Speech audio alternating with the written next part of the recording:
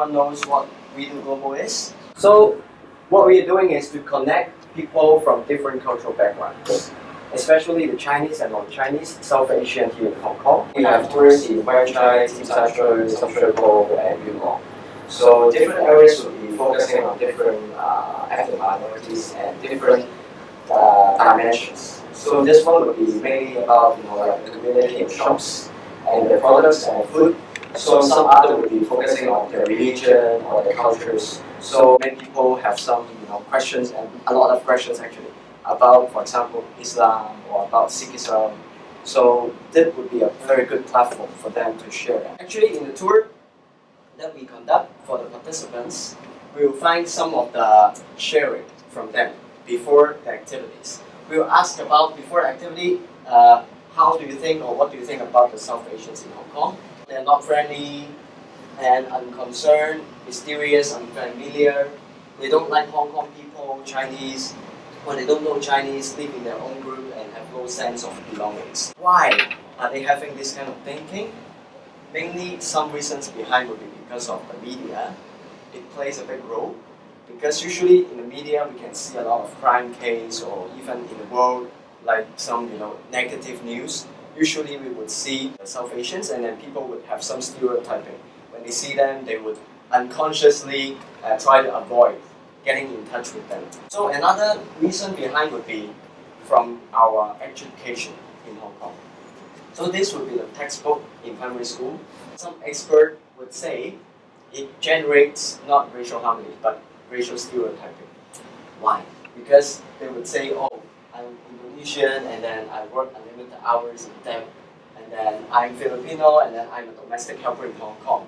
So in fact, Filipino doesn't mean they are domestic helpers, right? Just maybe in Hong Kong is the case, but this in is Philippines, normal school book. yeah, primary school. In the Philippines, they are not domestic helpers, right?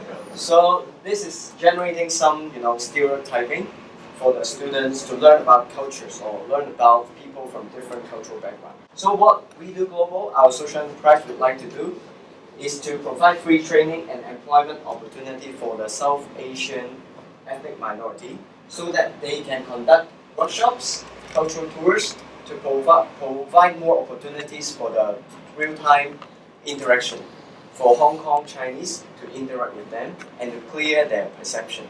The impact is to increase the understanding and the self-cultural identity and also the Chinese culture of South Asian ethnic minorities so that they can have more cultural sensitivity. At the same time, they can know who they are. Most of the ethnic minorities that we work with, they are the local Hong Kongers. So they don't really go back to their hometown to live or to stay, but they treat Hong Kong as their home. So basically the training that we provide would be the skills to interact with people in Hong Kong and to have the storytelling skills to share their cultures. So this is one of our colleagues whose name is called Mujahida. So she is a post-90s Pakistani girl who grew up in Hong Kong. She becomes the cultural ambassador of Wedo Global to work with us to share her cultures with more people in Hong Kong. At the very beginning, she also was not very sure how to share and present about her cultures. After the training, she got some skills about storytelling and sharing about her cultures using some tools, for example, food and then costume and then different things to actually start the conversation. She used to think that Chinese people strongly dislike South Asians.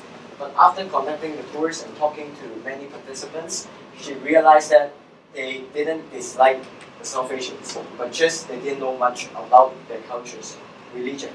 At the same time, we target to increase the cultural awareness and cultural sensitivity of the local Chinese.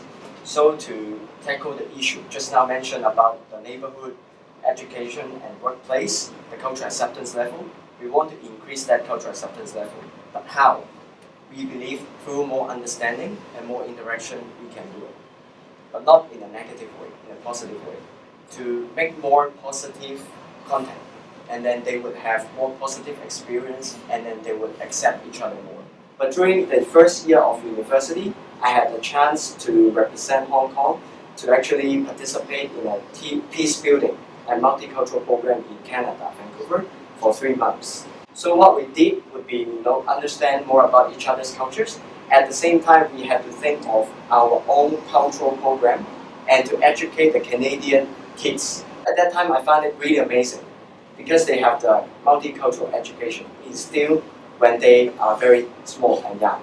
But when I came back to Hong Kong, I couldn't see it. There is no multicultural education. In our education, only focus on academic, only focus on marks, competition, but not getting understand more about our peers, more about each other, people from different cultural backgrounds in Hong Kong. I actually came back to Hong Kong. I started to make more friends with South Asians who were born and raised in Hong Kong for generations. And then I also found out that they face a lot of challenges in their studies and also in their employment. When the employers or interviewers, they see that they are from different cultures or different colors, and then they would have some perception. We are not familiar with each other, so better choose a Chinese, and we will be more safe because we can communicate well. When we heard more about these kind of stories, we found the injustice in this international city. And that's why we would actually want to do more together with the South Asian friends to start from the young generation with the education. We should change from when they are young age so that their mindset can be more multicultural and diverse rather than just focusing on the textbook that I showed you before about the racial harmony, like that stereotyping. Why would you start the education with the younger generation instead of together with the older generation? Because they are also the people that shape our concepts, Yes. shape our perception. Actually, we also have the experience working with not only the young generation, they have different expectations. Some elder generation or some younger generation, their thinking is quite different. So after our program in the, for example, like in Singapore, and then one of the elder generation actually said, I find your Chinese is good, and I don't understand why you said you are facing challenges in Hong Kong. Even we explain the situation, somehow sometimes they will have their thinking. This would be some kind of key challenge that we find it when we do the program for this group of people, because they always keep challenging rather than listening or sharing and discuss together. Some of the South Asian colleagues, they actually want to also do with the younger generation because it's actually more encouraging for them. So we want to generate more positive thinking, both to the participants and both to our colleagues. So this would be what we would like to focus on. Make more positive experience so that the community can be more positive. But if we encounter every time negative experience, then that would be very challenging for us to keep surviving in the community. If we just walk together, each making a step forward, then it would be more effective in this society. That's why we also encourage more people in Hong Kong to get to understand more about their cultures, to make a step forward. That would be our vision. So, this is what basically we do to cultivate our city with cultural diversity and cultural sensitivity. And we welcome every one of you to be with us in your university or in a community. Try to be the connector, try to be the bridges, to bridge the Chinese and non-Chinese together. And welcome to join our Facebook and Instagram to get to know more about our program. And if you are interested to be with us, no matter volunteers, interns, or in the future, working together with us, we are very welcome. So thank you very much.